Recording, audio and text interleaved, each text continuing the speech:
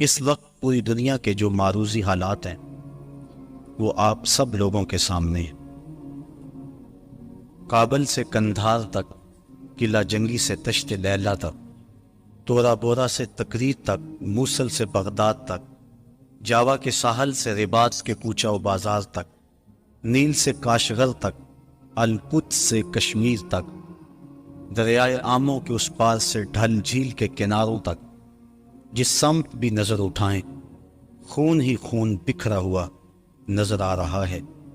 ہم نے لٹتے ہوئے بغداد کی کہانیاں بھی پڑھی، غرناطے کو ڈوبتا ہوا بھی دیکھا، اندلس کی سرزمین میں مسلمانوں کے قتل عام کے قصے بھی دیکھے، لیکن ان 2-3 اشروں میں جس انداز سے مسلمانوں کے ساتھ جبر و ظلم کی داستان رقم کی جا رہی ہے، یہ ایک انوکھا، دل گداز اور روحوں کو چیرتا ہوا ایسا ماحول ہے کہ ہر دل دکھ سے بھرا ہوا ہے۔ کائنات کے ایک ایک گوشے میں آگ سلگ رہی ہے۔ ہمارے ساتھ کیا ظلم نہیں ہوا اور کون سا دکھ ہم نے نہیں سہا۔ ہمارے سروں سے بال نوچے گئے اور ان زخموں میں تیزاب چھڑک کر ہمیں دھوپ میں تڑپنے کے لیے چھوڑا گیا۔ یہ کل کی کہانی ہے۔ ہماری شارگوں کو کاٹا گیا اور جب خون بہہ گیا تو شارگوں میں پٹرول بھرا گیا، ہمارے جسموں کو آگ دی گئی، اور جب وہ لاشیں تڑپتے تھے امریکی گنڈے کہے لگاتے تھے۔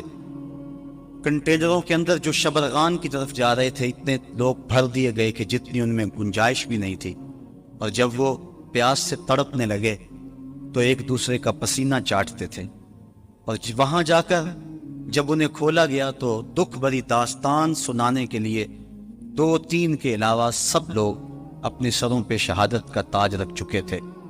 یہ کہانی بھی پرانی نہیں ہوئی کہ جب بغداد سے شعلے اٹھ رہے تھے، جب موصل کی گلیوں کے اندر ابلیس کا رقص تھا، جب اس قدر جنازے پڑے ہوئے تھے کہ کوئی دفن کرنے والا بھی نہیں تھا، اور قبرستانوں میں جب کوئی باقی جگہ نہ بچی تو لوگوں نے اپنے گھروں کے سینوں میں قبریں کھودی۔ مجھے ام فاطمہ کی چیخیں آج تک یاد ہیں، جس کا سارا گھر اس کے سامنے لٹ گیا، جس کی آبرو پہ بھی حملے ہوئے۔ فلسطین کے اندر ابھی کل کی کہانی ہے کہ 100 بچوں کو ٹینکوں تلے رون دیا گیا۔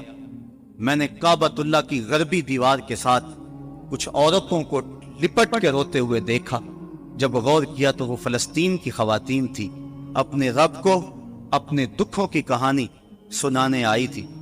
ہمارے ساتھ بڑا کچھ ہوا، ہم نے بڑے دکھ سہے، ہمارے اوپر بڑے کچوکے لگے، ہم زخموں سے چور تھے، ہمارے کلیجے چیرے گئے۔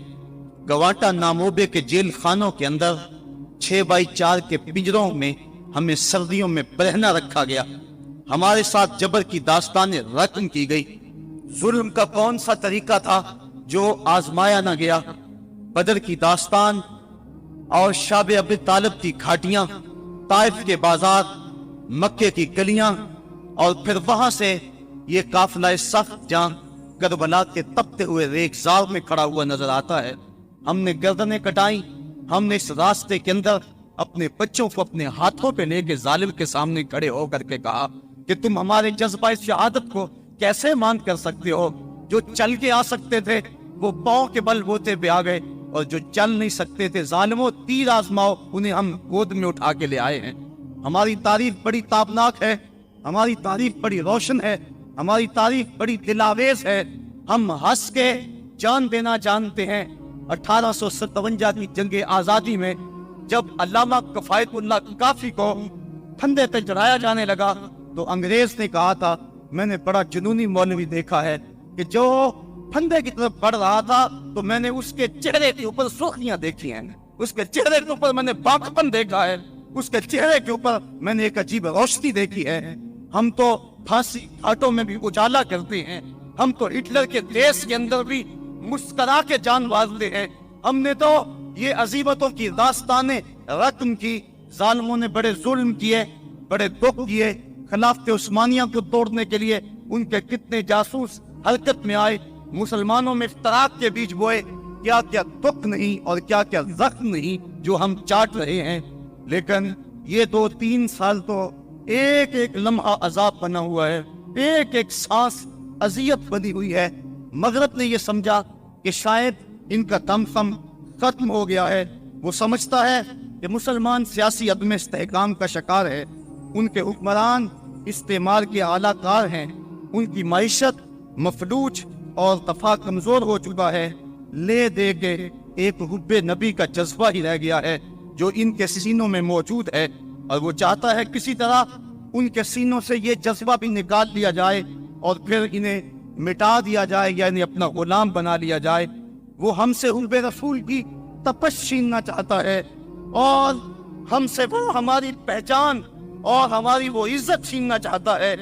مغرب نے یہاں بھی ٹھوکر کھائی، اس نے حکمرانوں کے آئینے میں عوام کے چہرے کو دیکھا، اس نے سمجھا کہ ان میں زندگی کی رمق نہیں، اعصاب شل ہو گئے، دل بجھ گئے۔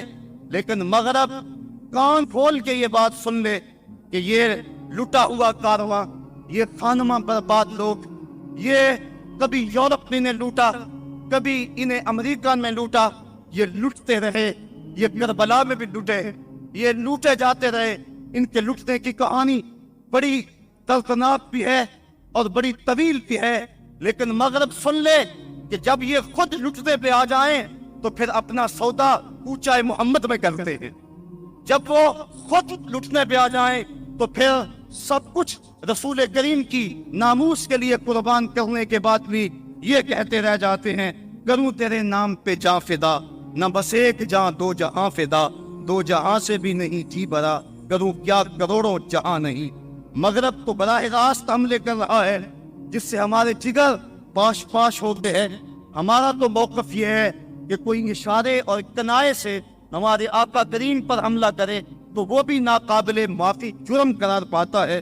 مسلمانوں کے نزدیک نالین نبی کی نوک شاہی سے زیادہ محترم ہے، وہ تو کہکشاں کو آپ کے قدموں کی دھول سمجھتے ہیں، ان کے نزدیک کلیوں کا ٹٹکنا تبسم رسول کا صدقہ ہے اور ان کے طلبوں کا دھون آب حیات ہے۔ یہ درد مندان عشق پوچھا حبیب کے غلاموں کو بھی اپنا امام سمجھتے ہیں۔ خواجہ فرید نے کیا خوب کہا تھا، توڑے پکڑے دوڑے کھاندڑیاں، تیرے نام تو مفت بکاندڑیاں، تیرے باندیاں دی میں باندڑیاں، ہم دردے کتیاں نال ادب۔ اور میرے امام نے کہا تھا، تجھ سے در اور در سے سگ اور سگ سے ہے مجھ کو نسبت، میری گردن میں بھی ہے دور کا پٹا تیرا۔ ہم تو حضور کے در اور حضور علیہ السلام کی غلامی کو اپنے لیے وجہ اعزاز اور وجہ تعظیم سمجھتے ہیں۔ یہ مغرب کی بھول ہے کہ ہمارے سینوں سے یہ تپش اور یہ حرارت چھین لے۔ یہ مر سکتے ہیں، یہ اپنا سب کچھ کٹا سکتے ہیں، لیکن ان کے لاش کے ایک ایک ٹکڑے سے محمد کی صدائیں آئیں۔ صاحبو، بات لمبی ہو رہی ہے۔ واقعہ اس طرح ہوا کہ 30 ستمبر 1905 کو ڈنمارک کے ایک اخبار نے، جس کی پیشانی کے اوپر سٹار آف ڈیوڈ، یہ یہودیوں کا مذہبی علامتی نشان ہے، اس کی پیشانی پر چھپا ہوا ہے، اس نے 12 خاکے شائع کیے، اور اس کے بعد ہالینڈ کے اخبارات نے اور دیگر 22 ممالک کے 75 اخبارات نے ان خاکوں کو دوبارہ جنوری 2006 میں شائع کیا۔ 200 سے زائد ٹی وی چینل نے اس کی تشہیر کی۔ ہالینڈ کے اخبارات نے لکھا کہ ہم ہر ہفتے ان خاکوں کو شائع کریں گے تاکہ مسلمان اس کے عادی ہو جائیں۔ اٹلی کے ایک بدبخت وزیر نے خاکوں والی ٹی شرٹ پہنی اور اپنی قوم سے کہا کہ اس کو رواج دیا جائے تاکہ مسلمانوں کے جذبات مجروح ہوں۔ یہ خاکے یہودی کارٹونسٹ ویسٹر گارڈ نے بنائے اور اس نے مختلف اخبارات 11 اسلامی ممالک کے سفیر ڈنمارک کے وزیر اعظم کے پاس احتجاج لے کر پہنچے، لیکن اس بدبخت نے ان کو ملنے سے انکار کر دیا۔ 27 مسلمان تنظیموں کے 17,000 افراد نے اپنے دستخطوں کے ساتھ ایک یادداشت مرتب کر کے ڈنمارک وزیر اعظم کو بھیجی، اس نے اس کو وصول کرنے سے بڑی پٹائی کے ساتھ انکار کیا۔ ٹونی بلیئر اور بش نے ڈنمارک کے وزیر اعظم کو فون کر کے کہا کہ چکنا نہیں، ہم تمہارے ساتھ۔ تو اس پر 14 فروری کو ڈیلی ٹائمز نامی ایک اخبار کو انٹرویو دیتے ہوئے ڈینش وزیر اعظم نے کہا عالم اسلام اس بات کو سن لے، اور میں ان کو یہ باور کرانا چاہتا ہوں کہ ہم تنہا نہیں، ہماری پشت پہ دنیا کا ہاتھ ہے اور ساری دنیا مسلم امہ کے خلاف جمع ہے۔ یہ ہماری خیرت کو جھنجھوڑ دینے کے لیے اس کا ایک جملہ کافی تھا، اور چاہیے تھا کہ خادم حرمین کھڑا ہو کے حضور کے روضے کے سامنے اعلان کرتا کہ اگر تم سارا کفر جمع ہو گئے ہو تو ہم محمد عربی کی غلامی میں سارے مسلمان جمع ہیں۔ لیکن کوئی ایسا اعلان، کوئی ایسا احتجاج مقابلے میں نہ آیا، جس کے نتیجے کے اندر ان کی بے باکی بڑھتی گئی، یہاں تک کہ یورپ کے اندر ایک شراب خانے کو کعبۃ اللہ کی طرز پہ تعمیر کیا گیا، اور جنرل ووڈ نے گوانٹا ناموبے کے جیل خانوں میں مسلمان قیدیوں کے ٹائلٹس کے اندر قرآن مجید کے ورقے رکھے اور انہیں ذہنی اذیت اور شاق پہنچایا۔ مسلمانوں کا شدید احتجاج جو انڈونیشیا، مصر اور پاکستان میں بالخصوص ہوا، اس کی دھمک پورے عالم پہ محسوس ہوئی، تو انہوں نے وقتی طور پہ سلسلے کو روک دیا۔ مغربی مصنوعات کا بائیکاٹ جو مسلم امہ نے اس وقت کیا تھا، اس سے بہت سارا ان کو نقصان پہنچا، تو وہ یہ زبان زیادہ قبول کرتے ہیں، تو انہوں نے وقتی طور پہ سلسلے کو روک دیا۔ لیکن 2 سال گزرنے کے بعد 2008 میں دوبارہ انہوں نے یہ خاکے شائع کیے اور مسلمانوں کے جذبات پر آریاں چلائی گئی۔ بلیوں اور کتوں کے حقوق پر تنظیمیں بنانے والے یہ منافق اور عیار، پتہ نہیں ان کو 1 ارب 40 کروڑ انسانوں کے دلوں کو زخمی کر کے کیا ملتا ہے۔ حالانکہ مغرب کے اندر بھی توہین رسول کی سزا قتل رہی ہے، حضرت عیسیٰ علیہ السلام کے توہین کی سزا قتل رہی ہے، بعد میں ان کو عمر قید کی سزا کے اندر تبدیل کیا گیا۔ جرمنی کے اندر ان کی شرارتوں کی وجہ سے جب ان پہ حملے کیے گئے تو 6 لاکھ یہودی اس وقت جرمنی میں موجود تھے، تو 4 لاکھ ڈنمارک اور دیگر ممالک کی طرف ہجرت کر گئے، اور باقی 2 لاکھ یہودیوں میں سے کچھ کو پکڑ لیا گیا اور ان کو قتل کیا گیا۔ لیکن یہودی یہ تعداد 60 لاکھ بتاتی، اور وہ کہتے ہیں کہ 60 لاکھ یہودیوں کو تہہ تیگ کیا گیا اور انہیں کچھ چلایا گیا۔ اب اگر کوئی شخص یہ کہے کہ ان کی تعداد 60 لاکھ نہیں تھی بلکہ 2 لاکھ لوگ تھے، ان میں سے کچھ لوگ قتل ہوئے، تو اس پر یورپ میں 20 سال سزا رکھی گئی ہے کہ اس نے اس تعداد کو کم کیوں کیا ہے، اس تعداد کو کم بتا کر یہودیوں کو دکھ پہنچایا ہے۔ تو اگر کوئی سچ کہہ دے تو ان کو دکھ پہنچتا ہے، اور اس پر بھی 20 سال سزا مقرر ہے۔ آزادی رائے کی بات کرنے والے یہ منافق اور یہ عیار اور مکار تاریخ کے جوانوں میں چھانک کر اگر کوئی صحیح بات سامنے لانا چاہتا ہے تو اس کو سزا دیتے ہیں، اور اسرائیل کو انہوں نے یہ حق دیا ہے کہ ایسے شخص کو وہ طلب کر کے اپنے ملک کے کورٹ کے اندر کھڑا کر کے سزا دے سکتا ہے۔ جبکہ حضور علیہ السلام کی توہین، آقا کریم علیہ السلام کی توہین، قرآن مجید کی توہین، اس کو آزادی اظہار کے نام سے مغرب رواج دینا چاہتا ہے۔ صاحبو، یہ سب کیوں ہوا؟ ہمارے آقا و مولا کی توہین کائنات کے گوشے گوشے میں کیوں ہو رہی ہے؟ اور یہ پہلی مرتبہ ایسا ہوا کہ یہ ایک فیشن بن گیا اور تسلسل کے ساتھ یہ سلسلہ جاری ہے۔ اس کی ایک وجہ تو یہ ہے کہ مغرب نے دیکھا کہ مسلمان جگہ جگہ ذلیل خوار ہو رہے، اور ہم نے ان کو جگہ جگہ دکھ دیے، انہوں نے ہمارا کیا بگاڑ لیا، اب ان کے اوپر ہم اگر یہ حملہ بھی کریں گے تو وہ ہمارا کیا بگاڑ لیں گے۔ مسجد اقصیٰ کئی عرصوں سے اور کئی سالوں سے ان کے قبضے میں ہے، اور ان کو عرب آزاد نہ کروا سکے، بلکہ ایک عرب سے جب سوال کیا گیا کہ تم مسجد اقصیٰ آزاد تم کیوں نہیں کرواتے، تو اس نے دو ٹوک کہا، آنا ابخی عمارہ جدید، سیارہ جدید، حرمہ جدید۔ اس نے کہا مجھے نئی عمارت چاہیے، مجھے تو نئی بیوی چاہیے، مجھے نئی گاڑی چاہیے، باقی یہ حکومت کا کام ہے، مجھے کوئی غرض نہیں۔ جب وہ گھوڑے کی ننگی پیٹھوں پہ بیٹھ کر میدان عمل میں اترنے والے جب وہ یہ بات کرنے لگ جائیں گے تو یہودی دلیر نہیں ہوں گے تو اور کیا ہوگا؟ تو یہودیوں نے یہ دیکھ لیا کہ مسلم امہ کے اندر بیداری پیدا نہیں ہو رہی، مسجد اقصی کتنے عرصے سے ہمارے قبضے میں اور وہ کچھ نہیں کر رہے، لہٰذا اب ان کے پیغمبر صلی اللہ علیہ وسلم پر بھی حملہ کرو تو یہ کچھ نہیں کر سکیں گے۔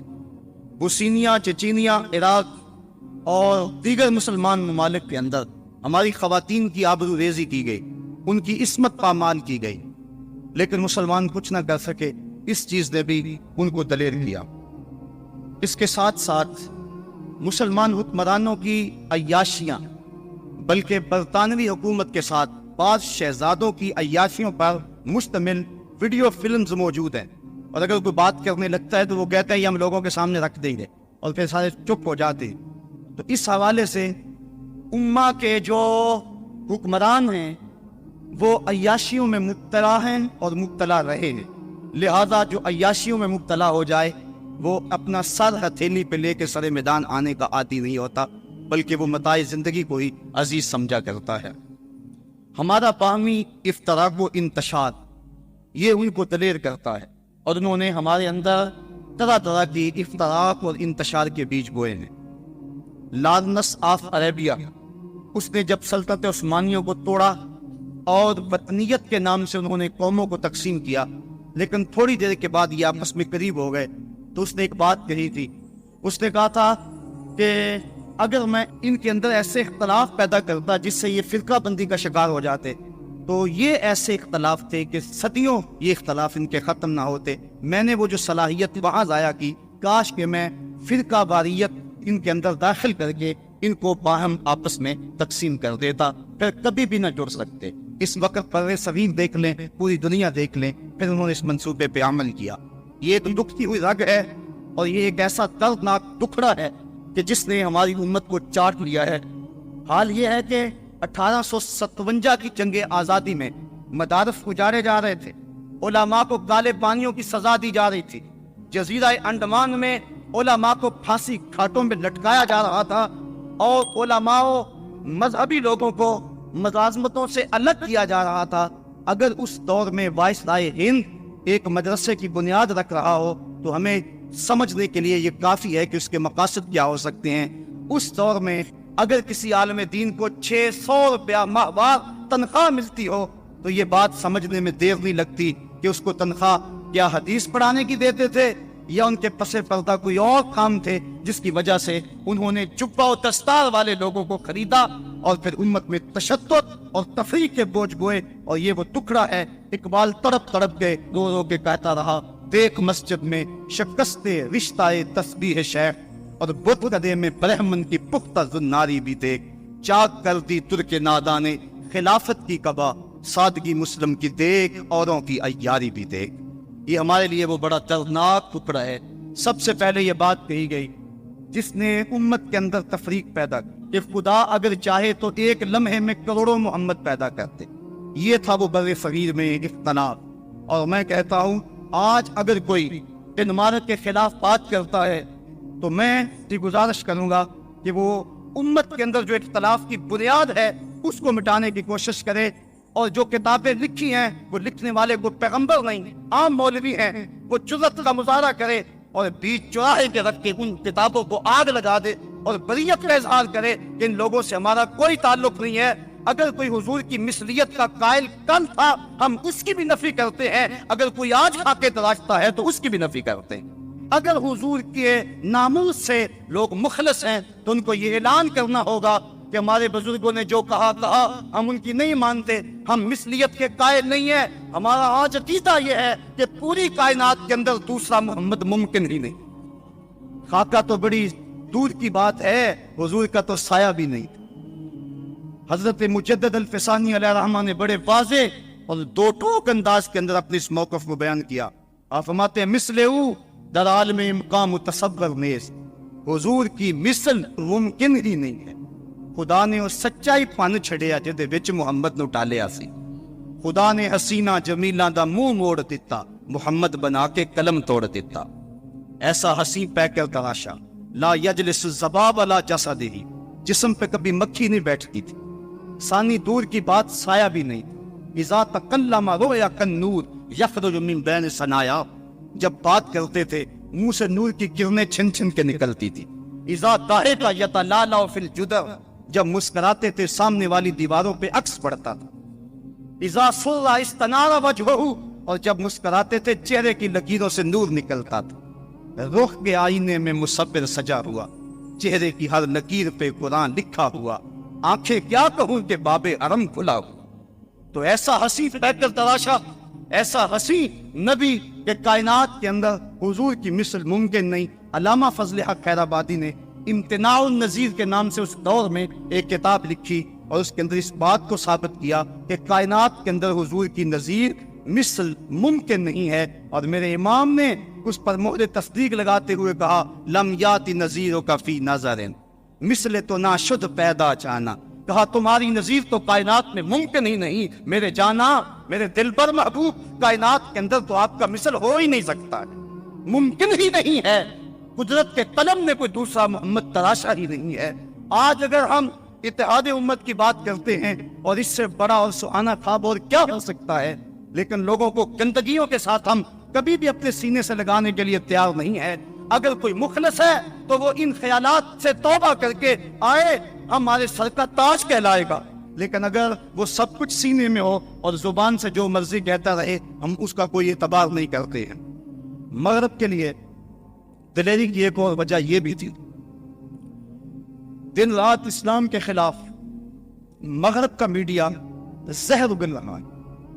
اس وقت 73% ذرائع ابلاغ کے اوپر، میڈیا کے اوپر یہودیوں کا قبضہ ہے، 73%۔ باقی جو 27% ہے اس میں عیسائی بھی آتے ہیں، بدھ بھی آتے ہیں، ہندو بھی آتے ہیں اور مسلمان بھی آتے ہیں۔ یہودی دن رات اسلام کے خلاف پراپیگنڈا کر رہے ہیں۔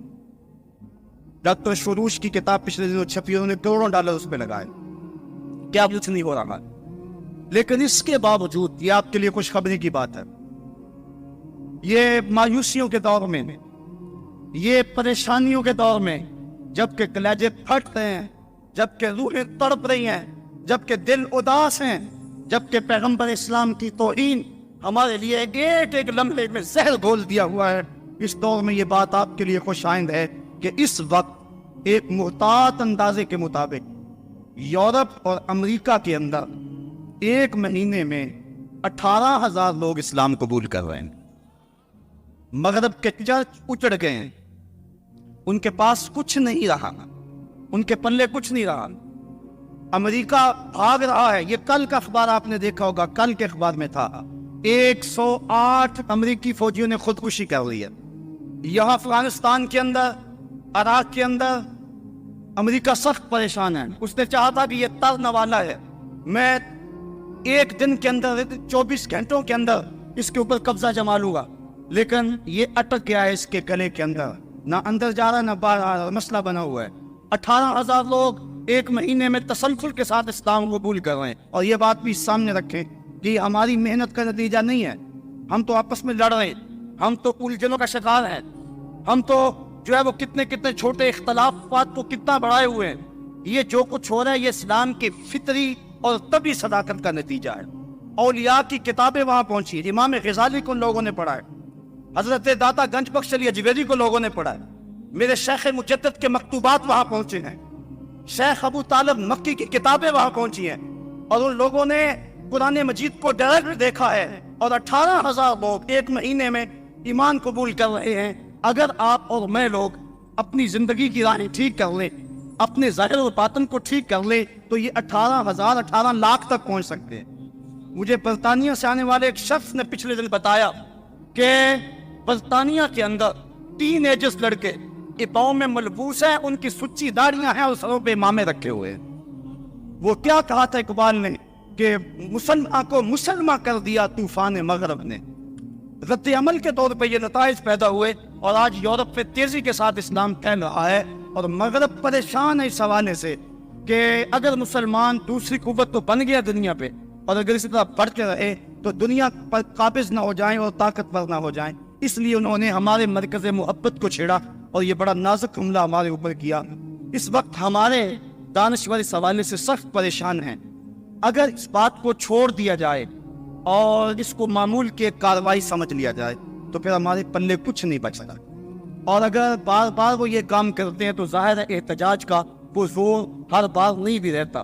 اور ڈینش وزیر اعظم نے یہ بات کہی بھی اپنے بیان میں کہ 2006 میں جو احتجاج ہوا تھا 2008 میں وہ احتجاج دیکھنے میں نہیں آیا۔ ایسی کانفرنسیں کرنے کے لیے وسائل درکار ہوتے ہیں اور اس کے لیے وقت درکار ہوتا ہے، تو روز روز اجتماعات بھی نہیں ہوتے، لوگ سڑکوں پہ آئے، روٹی اور آٹے کا بحران ہمارے ملک میں افریت کی طرح جو ہے وہ طاری ہے، اور یہ ایک ایسا شیشناک ہے جو پھنکا رہا ہے۔ لوگ اپنے مسائل میں الجھا دیے گئے۔ اگر امت باقی معاملات کی طرح ناموس رسالت پر حملے کو برداشت کرنے کی پوزیشن میں آ جاتی ہے تو یہ بات سن لے کہ امت کے پاس پھر کچھ بھی نہیں بچتا ہے، امت کے پلے پھر کچھ بھی نہیں رہتا۔ ہمیں گھر بیچ کر بھی، ہمیں اپنی متاع جاں ہتھیلیوں پر سجا کر بھی فصیلے دار پہ چراغاں کرنا ہوگا، اور ہر صورت میں اس نغمے کو بلند سے بلند تر کرتے رہنا ہوگا، اور کوئی لمحہ ایسا نہ ہو کہ لبیک یا رسول اللہ کی صدا کم ہونے پہ آئے۔ یہ لبیک یا رسول اللہ کا نغمہ بڑھتا ہی چلا جائے، اور ہم نے اپنے آقا و مولا سے یہ عہد غلامی کرنا ہے۔ لبیک یا رسول اللہ کیا ہے؟ حضور کے ساتھ عہد غلامی ہے۔ غزوہ حنین کے موقع پہ جب آقا کریم اپنے اصحاب کے ہمراہ حنین کی طرف بڑھ رہے تھے، راستے میں ایک درے پر کافروں نے اپنے تیر انداز پہاڑوں کے دامن میں چھپا رکھے تھے۔ مسلمان تو لڑائی کے لیے جا رہے تھے، لیکن اچانک جب حملہ ہو گیا تو اس غیر متوقع حملے کی وجہ سے مسلمان پریشان ہو گئے، اور ایک مرتبہ لشکر کے اندر بھگدڑ مچ گئی۔ تو راوی بیان کرتا ہے کہ جب سب لوگ بھاگ رہے تھے، حضور علیہ السلام نے یہ جملہ کہتے ہوئے انا نبی لا کذب انا ابن عبد المطلب کہا، یہ کوئی جھوٹ نہیں، میں اللہ کا نبی ہوں، میں عبد المطلب کا بیٹا ہوں۔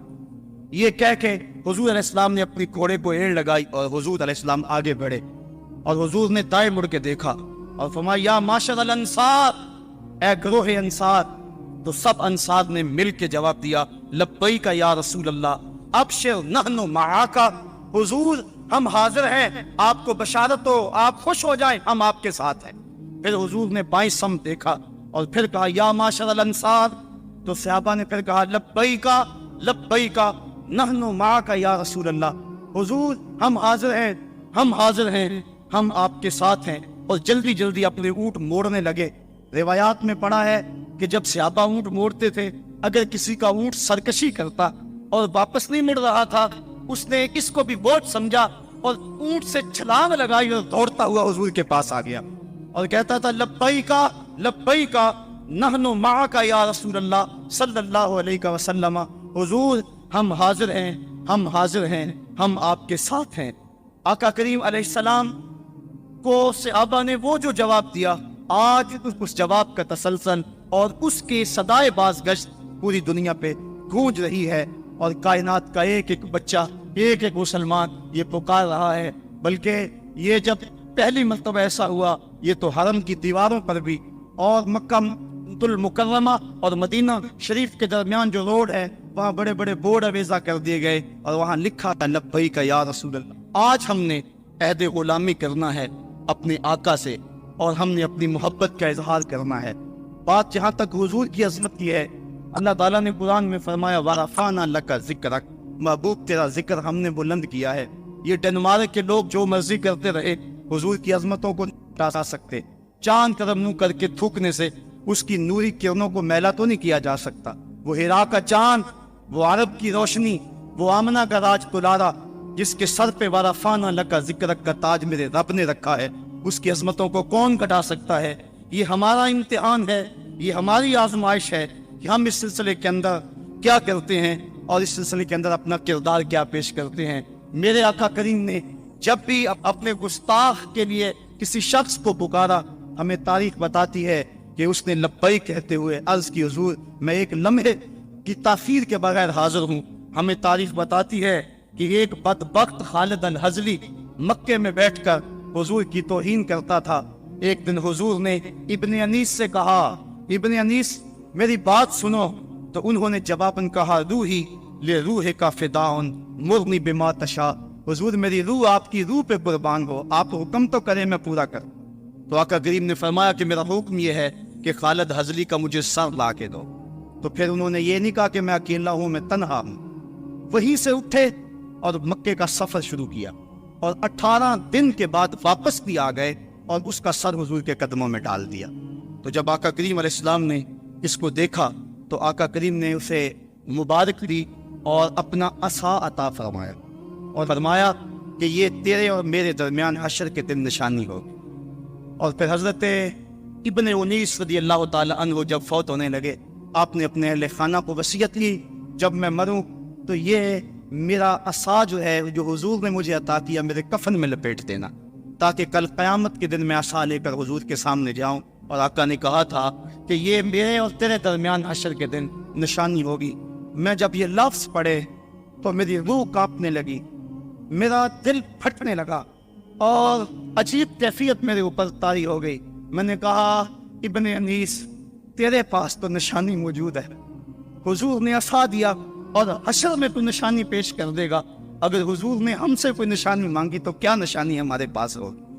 हुजूर ने कहा कि तुमने मेरे गुस्ताखों के लिए क्या दिया, तो हम देखे सोचे गिरबान में झांके कि हम किस तरह चैन से सो जाते हैं, किस तरह खाना खाते हैं, किस तरह पानी पीते हैं।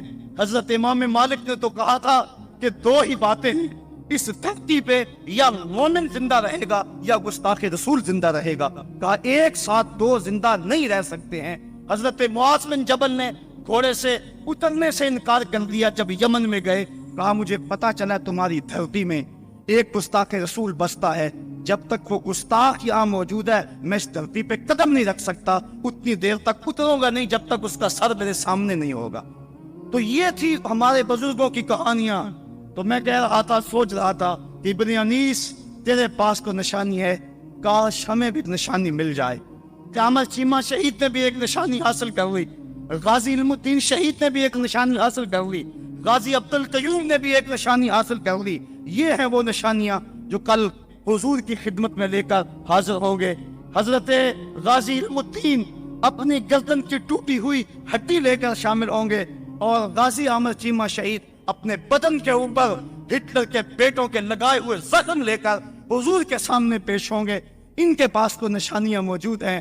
फिर मैंने सोचा चलो लब्बैक या रसूलल्लाह कॉन्फ्रेंस में जोर लगा के लब्बैक या रसूलल्लाह कह के तो करे कि और हमारे मुकद्दर फिर हमारी ये किस्मत कि हमें भी कोई निशानी मिल जाए और हम भी उस पर सारी जिंदगी नाज करें और अपने बच्चों को नसीहत करें जिसको हमारे कफन में लपेट देना। आज उस निशानी की तलब के लिए, उसकी आरजू के लिए, अपने आका से अहद गुलामी करने के लिए और अपनी जान, अपना माल, अपनी सलाहियतें, अपना वक्त, अपनी नस्लें हुजूर पर कुर्बान कर देने के लिए इस आज़म के साथ लब्बैक या रसूलल्लाह का नारा बुलंद करे। ये एक रस्म न ठहरे बल्कि ये तुम्हारे दिल के धड़कन की सदा हो और दिल तुम्हारे आंसू इसके ज़दा के अंदर जज्ब हो और मोहब्बतों के साथ अपने आका से अर्ज करें लब्बैक या रसूल अल्लाह,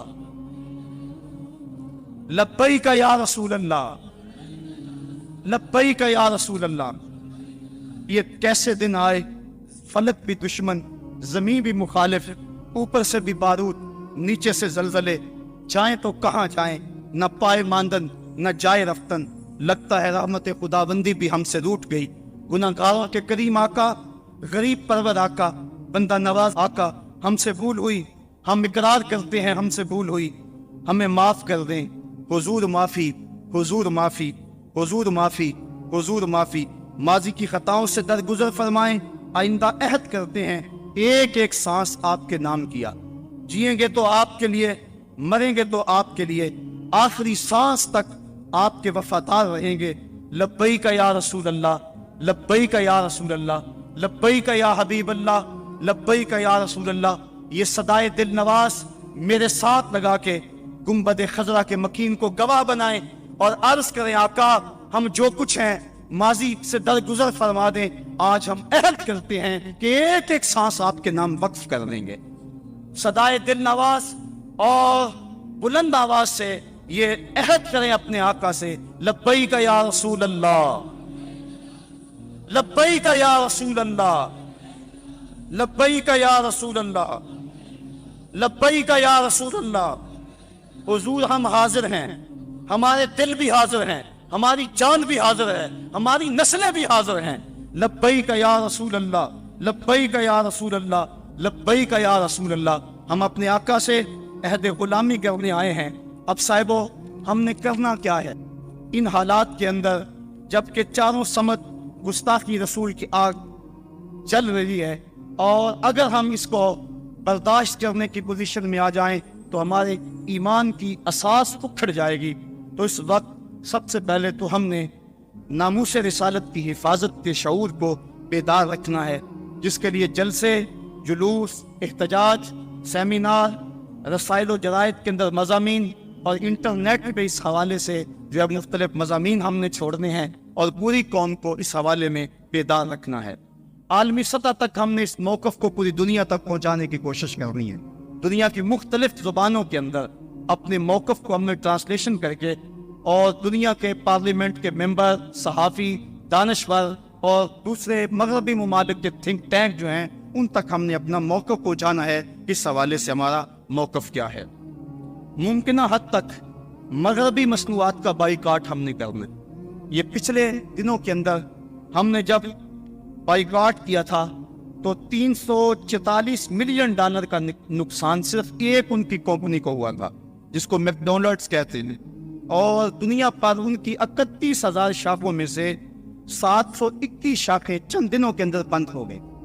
इस वक्त दुनिया पर हजारों मल्टीनेशनल कंपनियों ने जाल बिछाया हुआ है, जिनमें काबिल जिक्र 500 कंपनियां हैं, और उनके अंदर 414 कंपनियां जो हैं वो यूरोप, अमेरिका और जापान की, और उनमें से ज़्यादातर लोग यहूदी हैं, और ये 30 से लेकर 60% तक अपनी रकम और अपनी आमदनी का जो हिस्सा है वो इसराइल की हिफाजत के लिए अदा करते। इस हवाले से हमें बार बार सोचना चाहिए।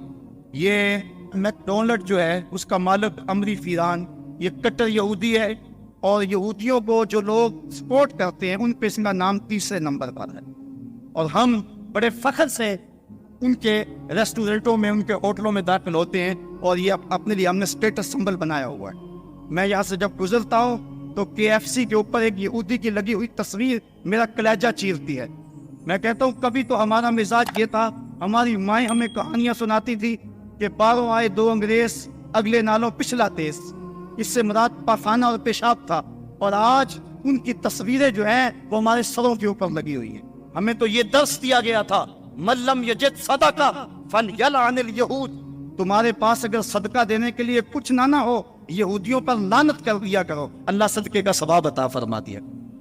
लेकिन आज उनकी तस्वीरें हमारे सरों पे लगी हैं, और हम उन तस्वीरों के साए में बैठ के जिंदगी का ऐश मनाते हैं, और जिंदगी की खुशियां और जिंदगी की बहारें हासिल करते हैं। ये अफसोसनाक खबर है आज हमारी जो हालत है आप सबके सामने। और ये कंपनियां करती क्या है, एक तरफ तो इसराइल को सपोर्ट करती हैं, दूसरी तरफ ये अपनी जबरदस्त तशहीर से हमारे मुआशरे के अंदर बेहयाई को फरोग देती, और दिन रात वो इसमें लगी हुई हैं। मुख्तलिफ सेमिनार, मुख्तलिफ बाक्स और जश्न बहारा के नाम से, इसके अलावा बसंत मेला और म्यूजिकल प्रोग्रामों के नाम से ये कंपनियां हमसे हमारी मताए हयात छीनने के लिए दिन रात कोशिश कर रही हैं, और ये खतरनाक किस्म की चाल है, और मुसलमान इसके अंदर शिकार हो रही हैं। मेरे साहिबो, मैं आपसे इतनी गुजारिश करनी है कि ज़रूर आप इन कंपनियों के अंदर जाएं और अपना ऐश उड़ाएं, लेकिन इतना ज़रूर सोच लें कि यहूदी हुंडों से तार तार किस्मत बहनों को हशर के दिन क्या जवाब देंगे।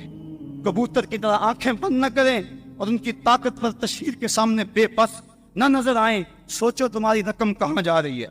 मगरबी मशरूबात को रात दिन इस्तेमाल करने वालों, फलस्तीनियों के बहते हुए लहू का भी ख्याल करो। सिगरेट की जो कंपनी फिलिप्स मोर्स है, उसमें मुसलमान जो सिगरेट पीते हैं वो कंपनी 21% इसराइल को देती है। इस तरह एक दिन के अंदर एक अंदाजे के मुताबिक 96 लाख डॉलर रोजाना हम यहूदियों के फंड में जमा करवाते हैं। कभी हमने सोचा हम क्या कर रहे हैं? कभी हमने ख्याल किया हम क्या कर रहे हैं? मैकडॉनल्ड्स में कदम रखते हुए मुसलमानों की नोची जाने वाली बोटियों को कभी भूल ना जाना। हम अजीब लोग हैं। ला मक्का ला मोहम्मद का मोनोग्राम रखने वाले मशरूबात के बगैर हमारी एंजॉयमेंट ही अधूरी रहती है। پے ایچ پینی ٹو سیف اسرائیل کا مخفف رکھنے والے مشروب کے بعد دل مانگے اور پر مجبور ہے. سوچے ہم کیا کر رہے ہیں. کیا لکس رکسونا اور لائف بوائے سے غسل نہ کرے تو صاف نہیں ہوں گے؟ سنسلک ہیڈ اینڈ شولڈر سے بال نہ دھوئیں تو کیا کنجے ہو جائیں گے؟ لپٹن اور بروک بانڈ کی چائے نہ پیئیں تو زندہ نہ رہیں گے؟ فیئر اینڈ لولی اور پونڈس کریم استعمال نہ کریں تو کیا چہرے بگڑ جائیں گے؟ ووڈ لینڈ اور ایکشن کے جوتے نہ پہنے تو کیا چل نہ سکیں گے؟ بس تھوڑا سا سوچنے کی ضرورت ہے. لمبی سے لمبی مسافت کا آغاز ایک قدم پہ ہوتا ہے. ہم سمجھتے ہیں کہ ہمارے کرنے سے کیا ہوگا، لیکن ہم نے پچھلے سال تھوڑی سی حرکت کی تو اس قدر ان کو ہوش آ گئے، اور پھر اس پر پورا یہ کہ وہ ان مصنوعات کے اندر جو لپسٹک کے ہیں اور مختلف مشروبات کے اندر خنزیر کی چربی ڈال رہے ہیں. اور ہم اگر کسی کو یہ بتاتے ہیں کہ فلاں شہر میں فلاں شے پڑتی ہے، وہ کہتے ہیں جناب وہ ویسے بتا رہے ہیں، ویسے کسی نے پراپیگنڈا کیا ہے. ایسے کب ہو سکتا ہے؟ ایسا تو ممکن نہیں ہے. اگر کوئی پراپیگنڈا کر لے کہ یہ چوزوں کو بلڈ فلو ہے تو آپ لوگ ساری پولٹری کی صنعت کو تباہ کر دیتے، اور کوئی بندہ مرغی کھانے کو تیار نہیں ہوتا. ہماری جان نہ چلی جائے. ہمیں اپنی جان کی بڑی فکر تو ہے، لیکن ایمان کی کوئی فکر نہیں ہے. اس وقت اب ہم بتائیں کہ میاں فلاں چیز میں فلاں شے پڑتی ہے، فلاں میں سور کے میدے کی چربی آتی ہے، فلاں چیز میں یہ ڈالا جاتا ہے، وہ کہتے ہیں یہ فرضی باتیں کر رہے ہیں. صاحبو ہم غور کریں، بار بار غور کریں، اور اس حوالے کے ساتھ ہمیں محنت کرنی چاہیے. ایک تو ہمارا کام یہ کہ مغرب کی مصنوعات کا ممکنہ حد تک ہم بائیکاٹ کریں، وہ چیزیں جن کا متبادل یہاں موجود ہے وہی استعمال کریں. دوسری بات ہماری کرنے کی یہ ہے کہ مغرب کے علاوہ دیگر جو ممالک ہیں، چائنا ہے جو ہمارے ساتھ دوستی کا دم بھرتا ہے، لیکن اب وہ بھی یہودیوں کی جو ہے وہ اس چال کا شکار ہو گیا. یہ پاکستان کے اندر چائنا سے بن کر مختلف پارچہ جات آئے ہیں. انڈرویئر کے اندر لا الہ الا اللہ محمد رسول اللہ لکھا ہوا. اسی طرح مختلف جو پارچہ جات ہیں، پینٹیں ہیں، ان کے پائچوں اور ان کے لیفوں کے ساتھ لگے ہوئے جو ٹیگ ہیں ان کے اوپر جو ہے وہ کلمہ طیبہ لکھا ہوا ہے. میاں تم تو ہمارے دوست تھے، تم بھی ہمارے کلیجے چھلنی کر رہے تھے. اس یہودی کا تم شکار ہو گئے. ہمارے وطن کے ذمہ داروں کو چائنا کے سفیر کو بلا کر تنبیہ کرنی چاہیے اور اسے پوچھیں کہ کیا یہ تمہاری دانستہ حرکت ہے یا کہ درمیان میں کوئی ایسی طاقت شامل ہوگی تمہارے علم میں نہیں ہے. اگر ایسی کوئی بات ہے تو وہ اس کو مداوع کریں، ورنہ جس طرح ہم باقیوں کا اپنا دشمن سمجھتے ہیں، چائنا سے ہمارا پھر کیا رشتہ رہ جائے گا؟ کیونکہ ہمارا رشتہ تو محمد عربی کے دم سے ہے. ہم تو دیکھنے اور سوچنے کے آتی ہی اسی انداز سے ہیں، ہم تو اسی آنکھ سے دیکھتے ہیں. اس کے علاوہ کوئی جتنا گہرا سے گہرا دوست کیوں نہ ہو، میرے اعلیٰ حضرت نے فرمایا اسے اپنے سے ایسے نکال دو جس طرح مکھن سے بال نکال دیا جاتا ہے، تو ہمارا ان سے بھی پھر کوئی تعلق رشتہ نہیں ہوگا. اسی طرح چائنا اور دیگر جتنے بھی ممالک ہیں ان کو بھی اپنا موقع پہنچایا جائے اور مغرب کی اس عیاری کو لوگوں کے سامنے رکھا جائے. مختلف ممالک کے اندر اپنی یادداشتیں بھیجتے رہنا چاہیے اور اس سلسلے کو کبھی بھی کم نہ ہونے دیا جائے. اقوام متحدہ اگرچہ غیر مؤثر ادارہ ہو گیا تو ان کو بھی ہم ضرور جھنجھوڑتے رہیں. ہمارے جو اپنے حکمران ہیں یہ ایک الگ دکھڑا ہے، گلا وفائے جفا نما جو حرم کو اہل حرم سے ہے. کسی بت قدے میں بیان کروں تو صنم بھی کہہ دیں ہری ہری. یہ ہمارے 56-57 اسلامی ملکوں کے حکمران ہیں. پتہ نہیں ان کی غیرت کہاں سو گئے، پتہ نہیں ان کو کیسے چین کی نیند آ جاتی ہے. سب سے زیادہ یہ وہ لوگ ہیں کہ جن لوگوں سے قیامت کے دن باز پرس کی جائے. کیونکہ میں کہتا ہوں دو طبقے ہیں، ایک وہ طبقہ ہے جو بیچارہ بے بس ہے، کر کچھ نہیں سکتا، تڑپ رہا ہے لیکن بے بس ہے، اور دوسرا جو کر سکتا ہے وہ بے حس.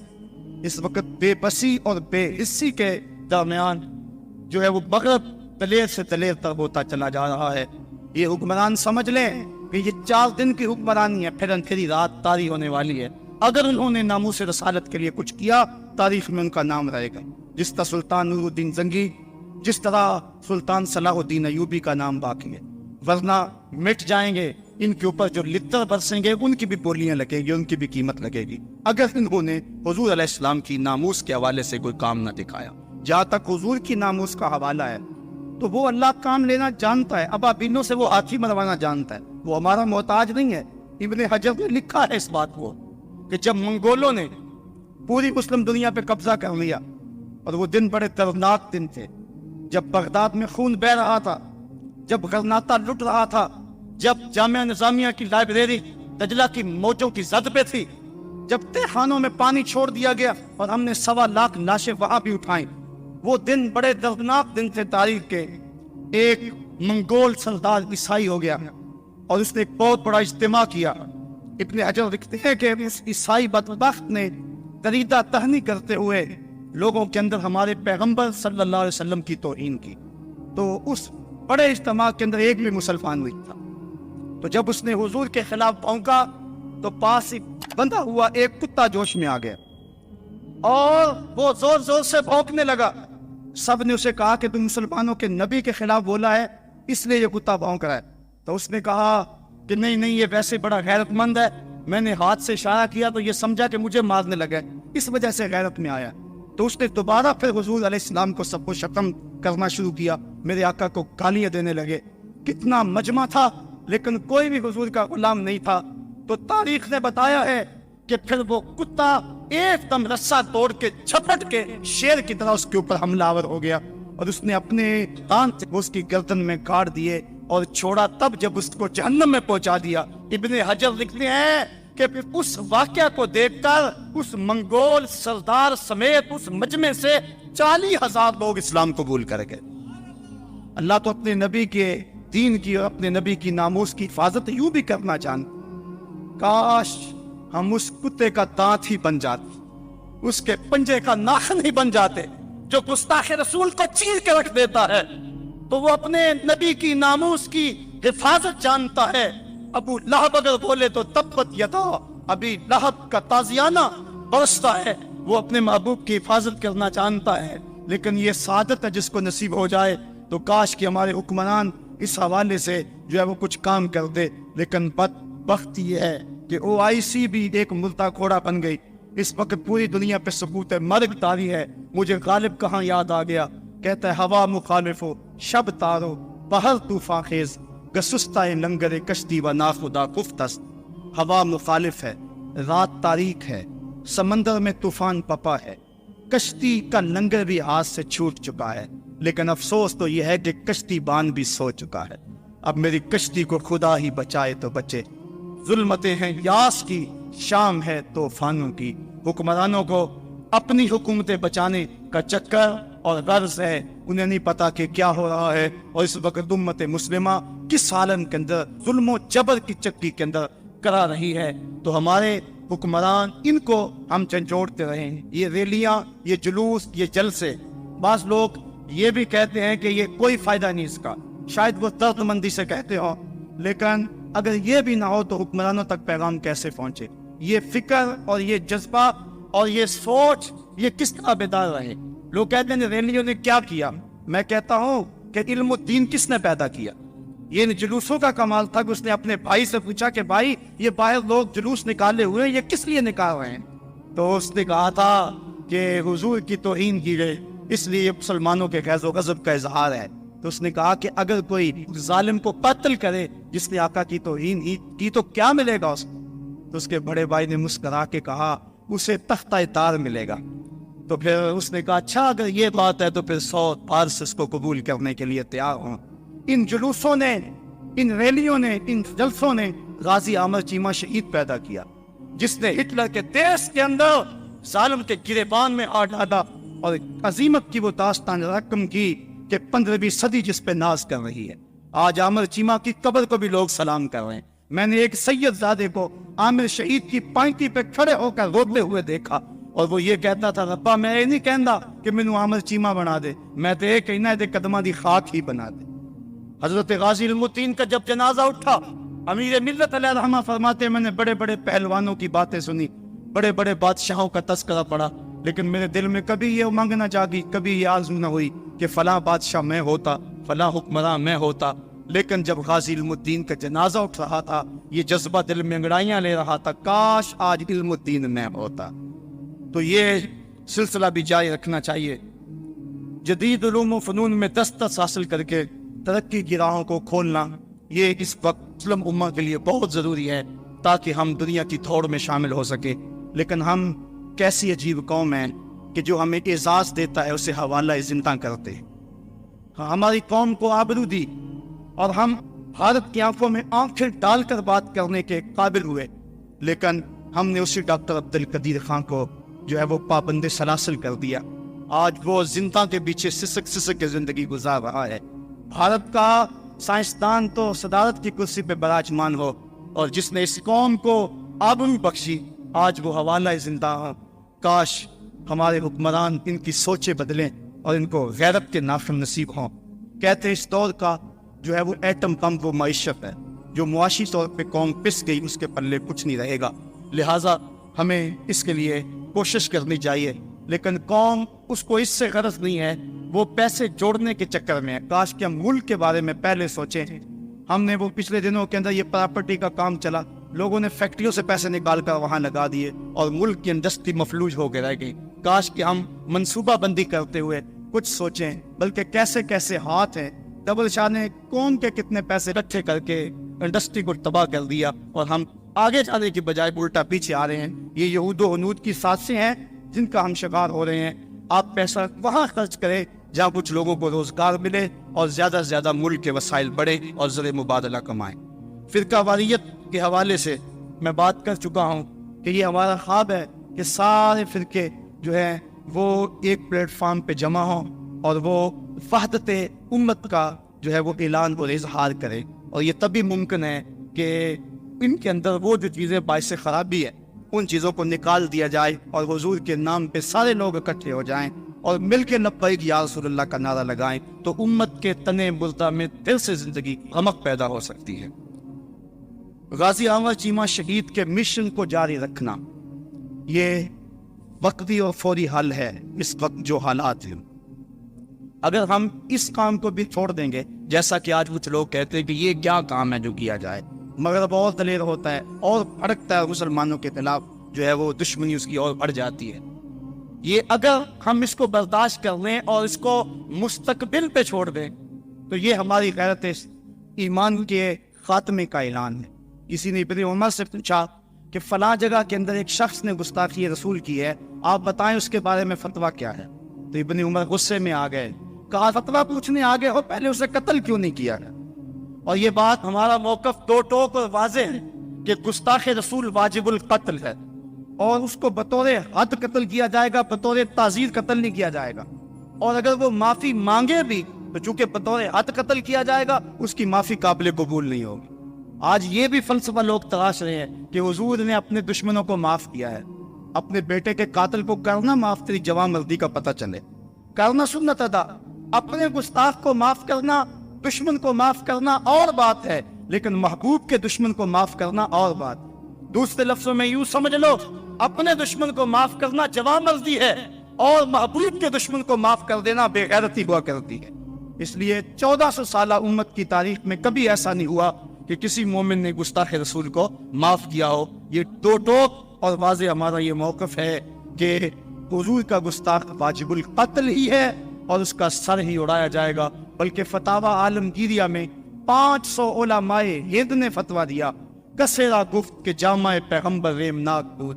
کسی نے اگر کہا کہ حضور جو لباس پہنتے تھے وہ میلا کچیلا ہوتا، وہ میلا کچیلا ہوتا تھا، 500 علماء نے فتویٰ دیا اس کی گردن اڑا دو۔ جو حضور کے لباس کو بھی میلا کہے، یہ تو وہ نازک بارگاہ ہے، لے سانس بھی آہستہ کے دربار نبی ہے۔ یہاں تو سانسوں کا شور بھی بے ادبی کہلاتا ہے۔ یہاں تو جنید و بایزید آتے ہیں، وہ بھی سانسوں کو روک کے آتے ہیں۔ تو یہ ایک اہم کام ہے اور فوری حل ہے۔ گستاخان رسول کے سینے میں یہ ڈر رہنا چاہیے۔ اس طرح کبھی کہا جا رہا تھا کہ سلمان رشدی کہتا ہے اگر چڑیا بھی پر مارتی ہے تو میں کانپ جاتا ہوں کہ کوئی غیرت مند مسلمان آ گیا ہے۔ تو اگر اس کا یہ خوف بھی ختم کر دیا جائے پھر تو گستاخی رسول کا باب ہی کھل جائے گا۔ اب ہی جو ہے وہ 22 ممالک کے 75 بار اور 200 چینلوں نے یہ خاکے جرأت مندی کے ساتھ جو ہے وہ شائع کیے، اور یہ پہلی مرتبہ ایسا ہوا ہے، ورنہ 14 صدیوں کی تاریخ گواہ ہے کہ کبھی بھی ایسے تحریک کے طور پہ جرأت نہیں ہوئی کہ یوں حضور کی توہین کی جائے۔ جوش میں آ جایا کرتی تھی غیرت، لیکن افسوس آج اس کشتی کو ہے خوف تلاطم صد ہے منہ موڑ دیے تھے جس نے بڑھتے ہوئے طوفانوں پہ۔ آج پوری دنیا پہ کٹ رہے ہیں ہم، لٹ رہے ہیں ہم، خانمہ برباد ہیں، ہمارا قافلہ آج بے یوسف ہے، صاحبو زندگی کٹ رہی ہے، آؤ میں اور آپ اپنے آقا سے عہد کریں۔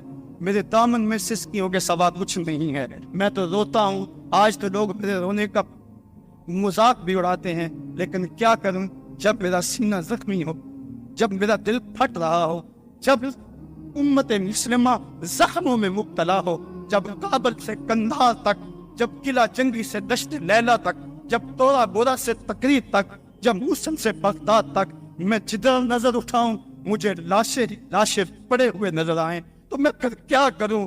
میرے ہاتھ میں کچھ ایسی چیز بھی نہ ہو کہ میں ظالم کی گردن توڑ سکوں، میری حکومتیں بھی بے غیرت ہوں، اور میرے جو ہے وہ حکومت کے کارپرداز بھی منطقے تلاش رہے ہوں۔ جب بزدلی کو اعتدال پسندی کہا جا رہا ہو، جب بے غیرتی کو روشن خیالی کے نام دیے جا رہے ہوں، جب جہاد کو دب جانے کو کمپرومائز کہا جا رہا ہو، جب بدی سے مفاہمت کر لی گئی ہو، اور جب ہم زمینی حقائق کی بات کرتے کرتے اپنے نبی کی توہین کو بھی برداشت کرنے کے لیے تیار ذہن کر رہے ہوں، تو اس دور کے اندر بتاؤ میرے پلے کیا ہے، میں کیا کروں، میرے دامن میں اور کیا ہے؟ میں روؤں گا، میں دن کو بھی روؤں گا، میں رات کو بھی روؤں گا، میں جھولی پھیلا کے گنبد خضرا کے مکین سے فریاد کروں گا کہ تجھ سے فریاد ہے اے گنبد خضرا والے، کعبے والوں کو ستاتے ہیں کلیسا والے۔ مجھے ایک صاحب کہہ رہے تھے جناب آؤ عمرے کو چلیں، میں نے کہا 6 سال قبل گیا تھا، اب مجھے حوصلہ نہیں پڑ رہا، میں کون سا منہ لے کے آقا کے سامنے جاؤں گا، میں کون سا جو ہے وہ منہ لے کر حضور کو دکھاؤں گا؟ آقا تیرے دشمن تو دندنا رہے ہیں، تیری حرمت پہ حملہ کرنے والے تو دندنا رہے ہیں، میں کیا کروں گا، میں کیسے جاؤں گا؟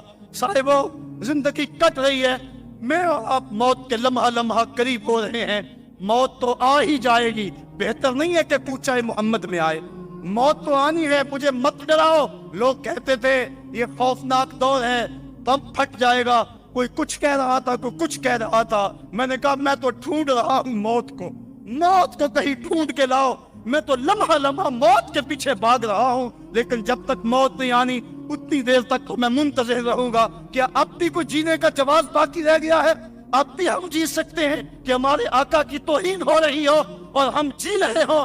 ایک ایک سانس دکھن بن گیا ہے، ایک ایک سانس نیزے کی انی ہے جو کلیجے کو چیر رہی ہے، زخم ہی زخم ہے، طاعت نظر شعلے ہی شعلے چمن میں نظر آ رہے ہیں، امت لٹ رہی ہے، کٹ رہی ہے، پٹ رہی ہے۔ اے خاصہ فاسان رسل وقت دعا ہے، میں یہی عرض کروں گا حضور ہم سے روٹ نہ جائیے، ہم نے غلطیاں کی، ہم نے زیادتیاں کی، ہم نے آپ کی سنت سے منہ موڑا، ہم نے دشمنوں کی سی شکلیں بنائی، ہم نے جو آپ کی سنت کو کٹا کر نالیوں میں بہایا، ہم نے اپنے سروں کی مانگیں یہود و نصارہ کی طرز پہ سجائیں، ہم نے اپنی محافل کو حنوط کے طرز زندگی کے مطابق بنایا، ہم نے رسم حنا کے نام سے، ہم نے فیسٹیول کے نام سے بے حیائی پھیلائی، ہم نے مخلوط تعلیم کا ڈھونگ رچایا، ہم نے کیا کچھ نہیں کیا، تیرے دین کا جو ہے وہ حولیہ بگاڑ کے رکھ دیا۔ ہم خانقاہوں میں تھے تو صرف حق ہو میں لگے رہے، ہم منبر و محراب میں تھے تو ہمارے حجرے غیبت کی بدبو سے متعفن رہے، اور ہم اگر جو ہے وہ تاجر تھے تو ہم لوگوں کو لوٹنے کے چکر میں رہے، اگر طالب علم تھے تو بسوں کو بٹے مارتے رہے، اگر ہم استاد تھے تو ہم شاہی بچوں کو خاک بازی کا سبق پڑھاتے رہے۔ آج ہم نے آپ کے دین پہ اس کڑے وقت کے اندر جو تقاضے تھے ان کو پورا نہ کیا، ہمیں اقرار ہے، ہمیں 100 بار اقرار ہے میرے آقا، آج کا یہ اجتماع جو ہزاروں کی تعداد کے اندر اس علاقے کے طول و عرض سے جمع ہوا ہے، مجھے شکریہ بھی ادا کرنا ان لوگوں کا جو نگر سے یہاں پہنچے، جو بسوں کے قافلوں کی تیاری کے لیے کتنے دنوں سے لگے ہوئے تھے، اور مجھے اس شخص کو بھی خراج پیش کرنا ہے جس کے پاس وسائل نہیں تھے، وہ سائیکل کی پچھلی